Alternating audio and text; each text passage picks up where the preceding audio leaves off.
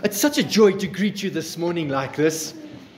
My heart is especially full this morning because I have a very special friend here today. I'm sorry to embarrass you. My pastor's son and grandson, who married us 45 years ago, odd. And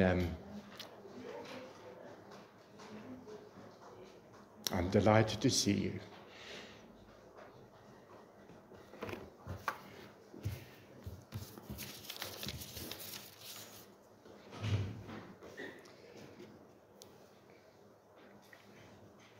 Until now, we have seen Peter as the main character in the book of Acts. Now, Peter, as you remember, mainly ministered to the Jews in Jerusalem. Remember that? And he will now start fading in the background as the New Testament unfolds. Because we are now in a transition period in the book of Acts. After this transition, we will be introduced to a very important character. Saul of Tarsus, Paul, later known as Apostle Paul. Right. And he will be raised up by God to minister to the Gentiles who ministered throughout the Roman Empire, not just in Jerusalem. Okay. Now, bridging these two important characters, Peter and Paul, in the early church history, we have Deacon Stephen. What a wonderful brother. Stephen's brief ministry is significant for a number of reasons, even for us today. He was the forerunner of Paul's ministry. Paul's first exposure to the gospel, arguably, must have been through Stephen. How's that? Yes, Paul not only witnessed Stephen's testimony and death, he condoned it. The lesson we think about now, this morning, is that you will never know who you affect when you are faithful. You never know who's watching you and listening to you. In chapter 7, Acts chapter 7, verse 58, there we have Stephen. He was about to be stoned to death. And Stephen says, no, not Stephen, but the verse says, and they cast him out of the city and stoned him. And the witnesses, these are the people who are going to stone Stephen, laid down their clothes at the feet of a young man called Saul. Now please turn with me to Acts chapter 6. I'll read from verse 8. Acts chapter 6, verse 8. Let's look at Stephen, shall we? And Stephen, full of faith and power, did great wonders and signs among the people. Then there arose from what is called the synagogue of the freemen, Cyrenians, Alexandrians, and those from Cilicia and Asia, disputing with Stephen, and they were not able to resist the wisdom and the power and the spirit by which he spoke. And they secretly induced men to say, we have heard him speak blasphemous things about Moses, against Moses and God. And they stirred up the people and the elders and the scribes. And they came upon him and seized him and brought him to the council. Verse 13. They also set up false witnesses who said, "This man does not cease to speak blasphemous words against this holy place and the law. For we have heard him say that this Jesus of Nazareth will destroy this place and change the customs which Moses delivered to us." And all who sat in the council, looking steadfastly, saw his face as the face of an angel. Amazing. Although Stephen's ministry was brief, it was massively significant for you and I today. Yes, dear Gentiles, for you and I today. Are there any Jewish people from Jewish heritage here?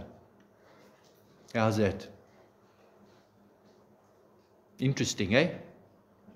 Stephen is responsible.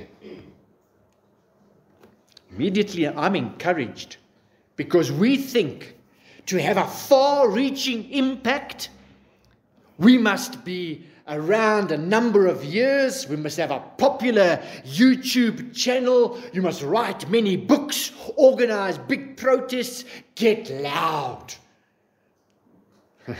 retake the education, retake politics, reclaim commerce and education and the arts, fix up the environment, solve social issues. Then you're going to be relevant before you have any effect on this generation. Today, we're going to look at Stephen and compare him to the world's expectations of what makes a man great. Because the world measures leadership potential or success by popularity, prestige, or material wealth. Buddy, your father left a legacy in my life. He was a great man.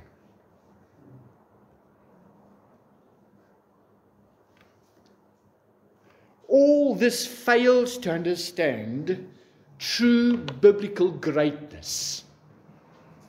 In chapter 6, when the church chose deacons, whose name was in the top of the list?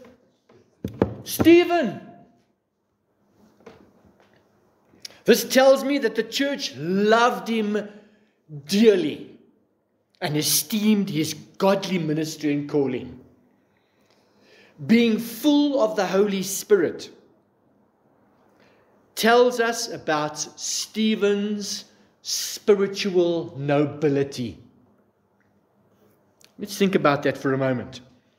In chapter 6, verse 8, it reveals a valuable insight into what really counts. It says that Stephen was full of faith and power and the Holy Spirit.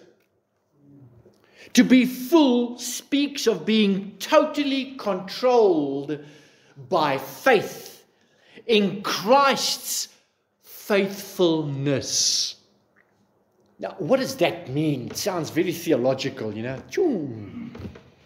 Well, to be controlled by faith. Do you know what that means? I'll tell you first what it does not mean.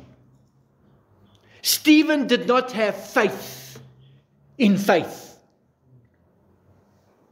By that I mean faith in faith is having a deep trust and reliance on one's own beliefs, my own values, like I have faith in my faith. Psychology today says, have faith in yourself. You can achieve anything. Just believe in yourself. Anything is possible. A lack of belief in yourself will limit you. No matter how great the ideas or opportunities that you're exposed to, just believe in yourself. Anything is possible. That's how dreams come true. By believing in yourself today, you unlock the potential for a brighter tomorrow. And they continue. They say, when you believe in yourself, it can help you achieve your goals and manifest your dreams and increase your well-being. That's not biblical faith. What is being filled with faith in the Holy Spirit then? Biblical faith is trust, reliance, dependence. The Amplified Bible says, the leaning of your entire personality on Christ's faithfulness. Biblical faith is laying down your self-trust, laying down your self-confidence, lay down your life, deny yourself, pick up in your cross.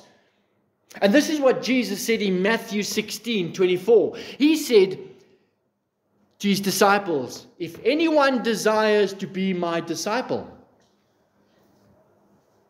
let him believe in himself, have confidence in myself, trust in myself. No.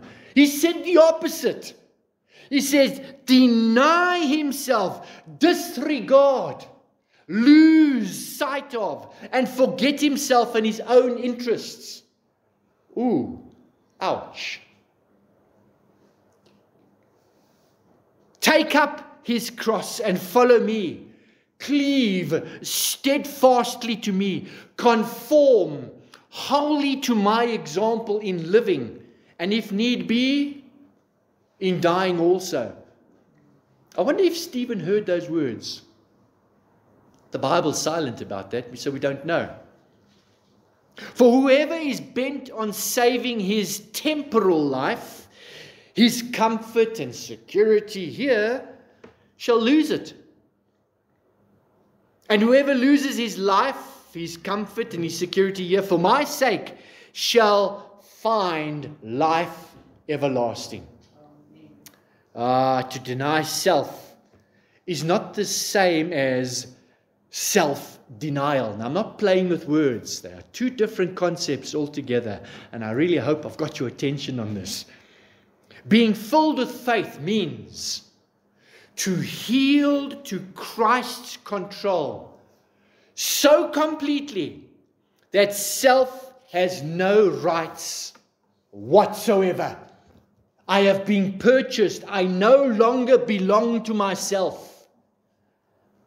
To take up your cross means your willingness to endure shame, suffering, and perhaps martyrdom for his sake, just like Stephen. To die to the pleasure of sin. Anybody who tells you that sin is not pleasurable doesn't know what they're talking about. Ask a drug addict. Drugs is good. It's great. But it's got consequences, obviously. Your willingness to take up your cross and be a disciple of Christ means to sacrifice the satisfaction of self and owning the world. To follow him means to live as he lived. Put on humility, even poverty.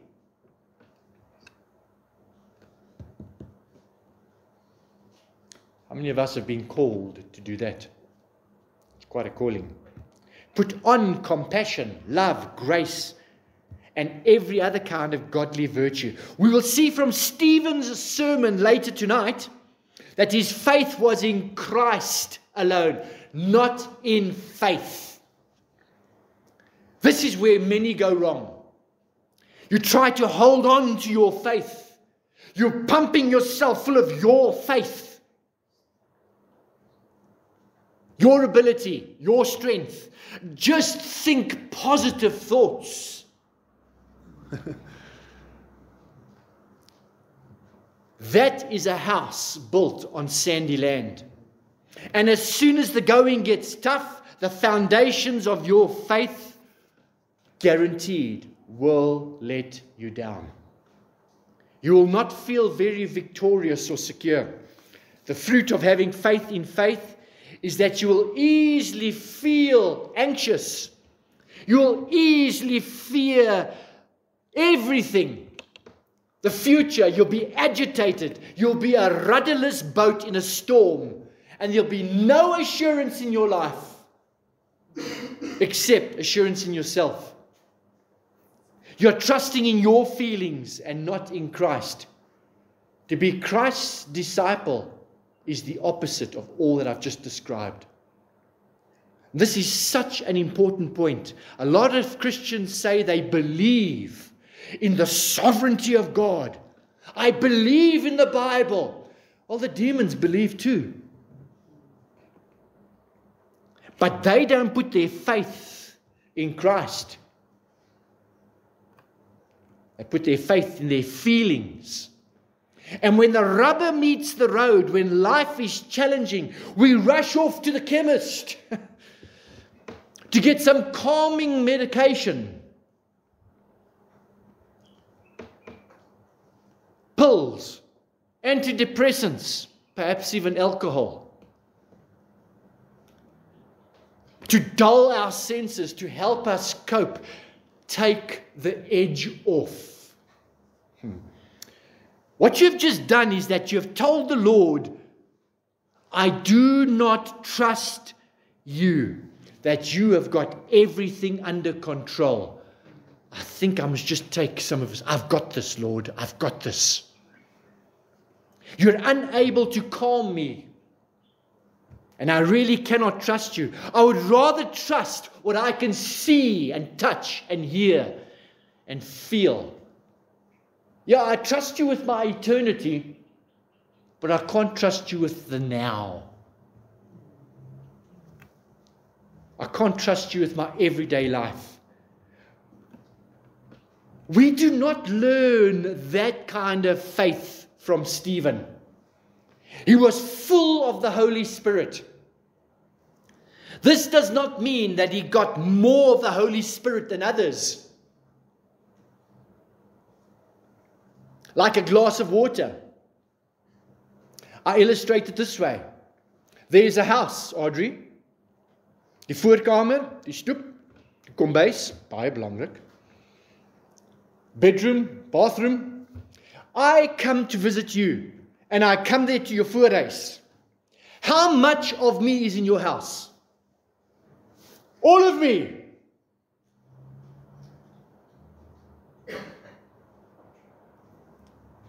How much of me is in your home?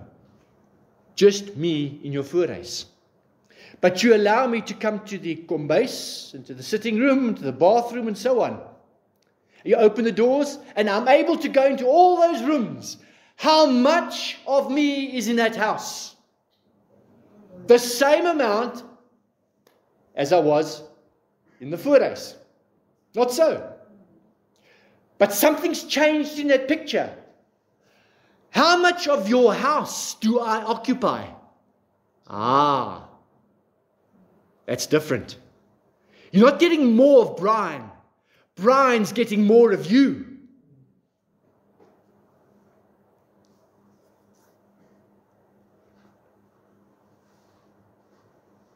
Some believe that the Holy Spirit is like a glass of water. You know, I use him up and there's half a glass left. So I need more of the Holy Spirit. I need to get my glass full again. And that's not what the Bible teaches us about being filled with the Holy Spirit. Stephen relied on the Holy Spirit and he was controlled by faith in Christ. This means he gave himself completely over to the Holy Spirit. He opened up every door of his home, of his life. Come, Holy Spirit, here is my life. His home was filled with the Holy Spirit. The Holy Spirit had more of Stephen, not Stephen having more of the Holy Spirit. Some ministries get this so wrong that they have Holy Spirit soaking meetings. Now, I don't mean to be mocking or anything like that. And I say respectfully, to get more of the Holy Spirit, We see Stephen's complete surrender to the Holy Spirit in his confidence in Christ's care for him as he calmly faced the false accusations and is about to be stoned to death, a face of an angel. They were desperate to shut him up, silence this gospel. Stephen did not look to them for any approval from them. He concentrated on doing what Jesus told him what to do. Go therefore and make disciples of all nations. Stephen was being obedient to co-labor with Christ on Christ's mission. And that mission is not finished yet until the last name that has been written in the Lamb's Book of Life has been ticked off. And the Father would say, Jesus, it's time to go get your bride. Jesus doesn't even know when that day is either, nor do the angels.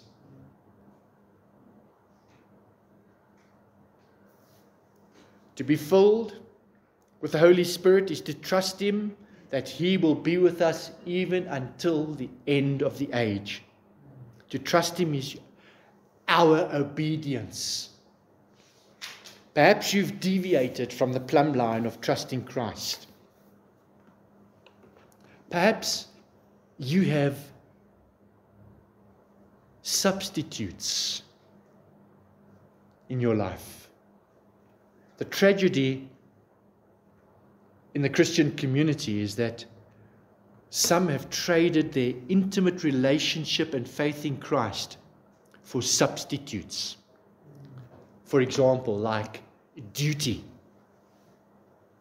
and traditional religious activities, like taking Holy Communion. Come to church. We think that that is faith in action, taking Holy Communion. Where is trusting in Christ when you take the cup and you take the bread? Another substitute is prosperity and materialism. You've elevated your ability to earn wealth to become a substitute rather than trusting in Christ. You don't give of the fruit of your labor. You don't.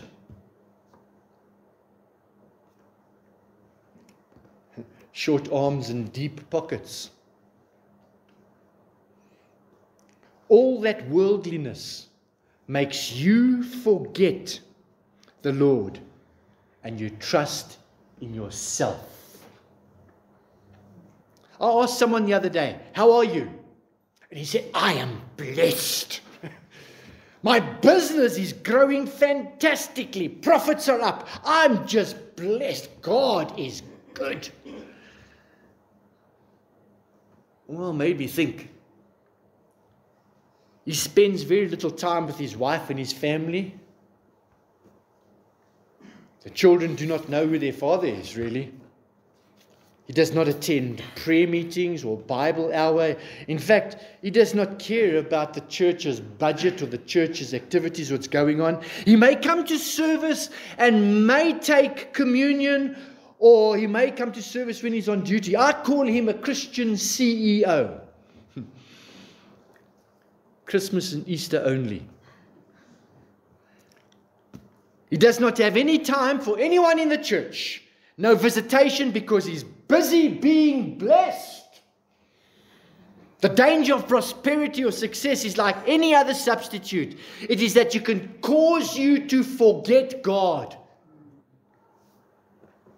Be careful, because pride creeps in and you're not filled with the Holy Spirit.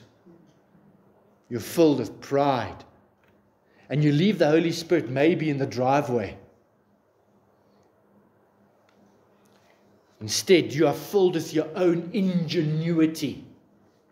You develop more schemes and plans to accumulate wealth.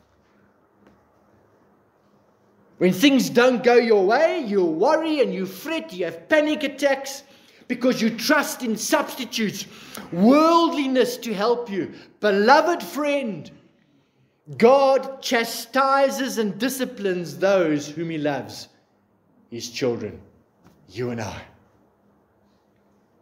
He wants you not to forget Him, like Israel did so many times. Listen to Proverbs 3 verse 5. You're welcome to turn there. Proverbs 3 verse 5. Just after Psalms.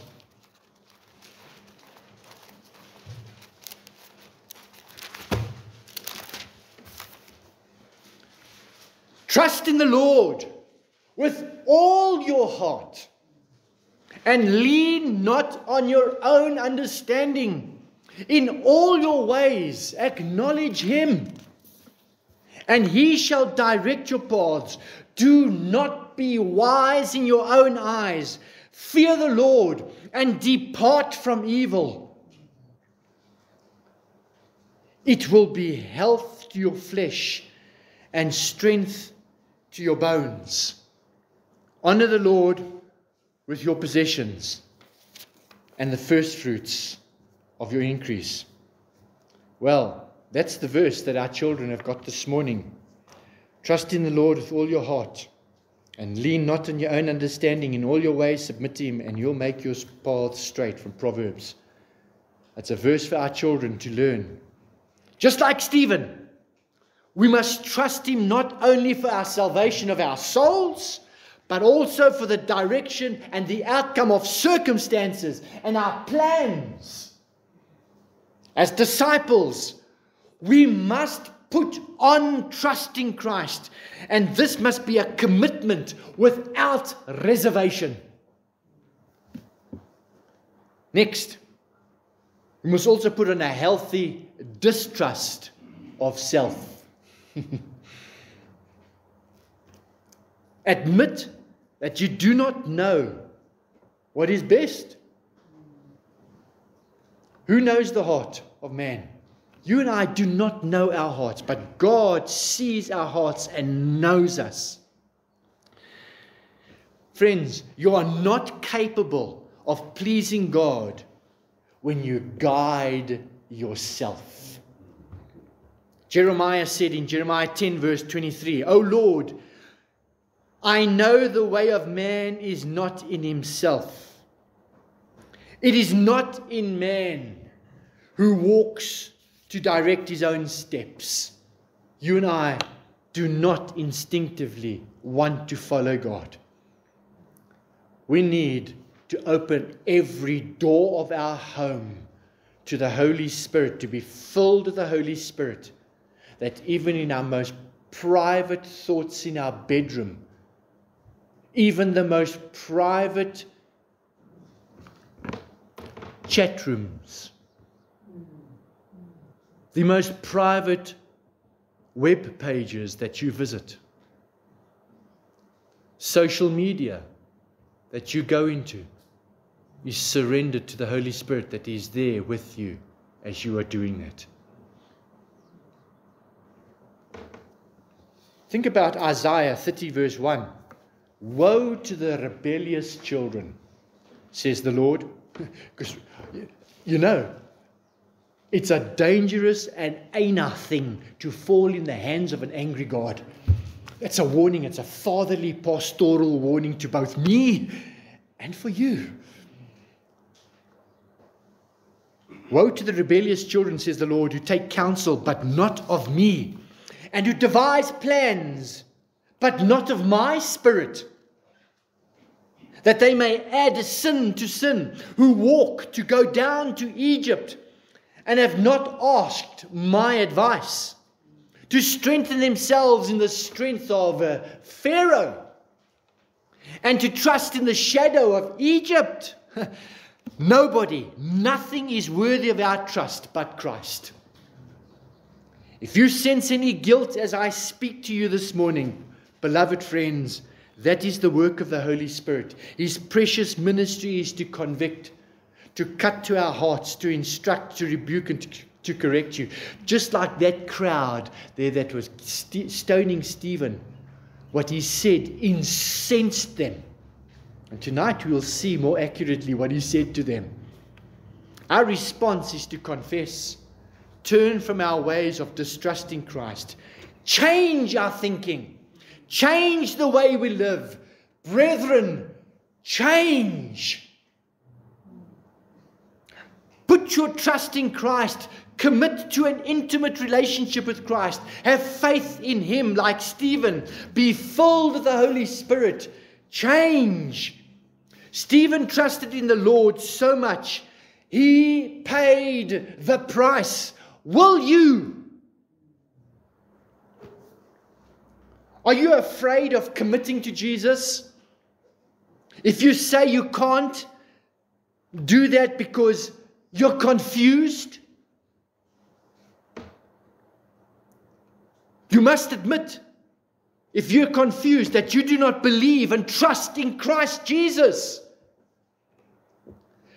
When you believe and trust in truth in Christ, you will commit because truth is not confusing.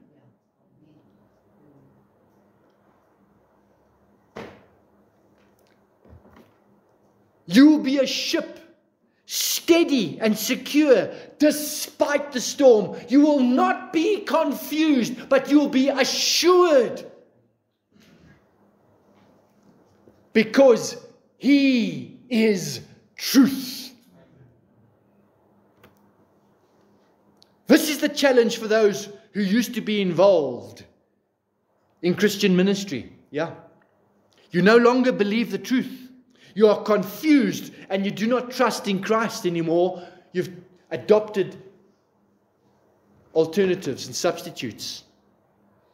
I want to tenderly invite you to reconsider where you are. Are you watching Stephen? Like Paul? Are you watching what's going on? Are you listening to Stephen? May that make such an impact on your life as you watch what's going on here with Stephen. Friends, God can use ordinary people like you and me to share our story like Stephen. What Christ has done in me. Transformed me, left me with a legacy I will never, never, never forget. Tonight, I want to continue with the ripple effects of Stephen's trust in Christ and challenge you with the ripple effects of you trusting in Christ. See how these little waves roll over onto the shoreline of other people's lives. And they do. Very much so. Amen. Father, thank you for your word. Thank you, Lord, that we can look to you with the greatness that you are. What a wonderful, awesome God. A God who's immutable, unchanging. A God whom we can trust in. A God who has everything under control. An almighty, powerful God. The Alpha and the Omega, the beginning and the end. My Savior. Thank you, Lord. I can turn to you with all my heart. And trust in you. Depend on you. When I'm feeling weak, I'm feeling ashamed, when I'm feeling I've done things wrong, oh God, I come to you and confess my sin. And you're faithful, loving and kind and just to forgive me as a father tenderly does his children. And so individually and corporately as we do as a church, come and stand before you and we say, oh God, forgive us. Thank you for Stephen's legacy. Thank you for Stephen's testimony. And thank you for the words that came out of his mouth, recorded for us today. And listen and be challenged for our generation. Raise us up. Raise us up, I pray, O Holy Spirit. for our generation. Amen.